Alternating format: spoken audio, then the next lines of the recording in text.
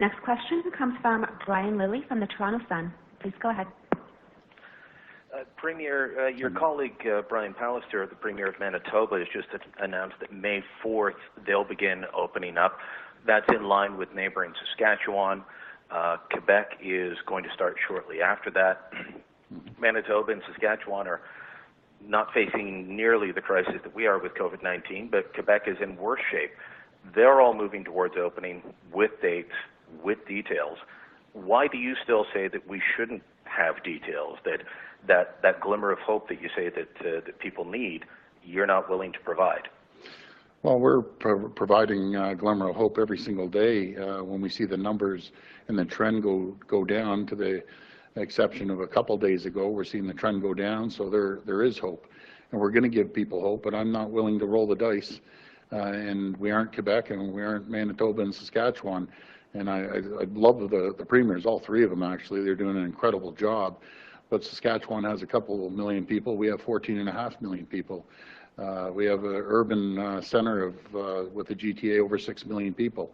So I just ask people, they hang in there. We're seeing a trend. We're going to get there. There's going to be positive news if we continue on this trend. But over the next little while, you know, I can't just roll out dates. We're in a different situation than Saskatchewan and Manitoba and obviously Quebec too. But Brian, I'm just not going to chance it. We've worked so hard. We've come so far in this fight, and all of a sudden we're just going to start rolling it out. We're going to do it responsibly, thoughtfully, and cautiously, and we'll get there. And we'll get there hopefully sooner than later. But I'm feeling very positive about the results that we've seen over the last 4 or 5 days. If it continues, then we're going to be able to open up a lot sooner than we're hoping. And again, I'll tell you, Brian, no one wants to open up the economy more than I do, but we'll do it in a trickle, and we'll get it done. But let's just continue doing what we're doing, and we'll have some good news in a very short while.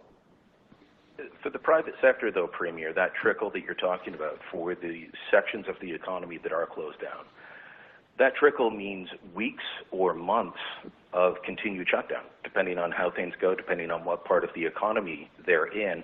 A lot of business owners say they can't hold on. A lot of workers say they can't hold on, even with the federal support, and they're really struggling.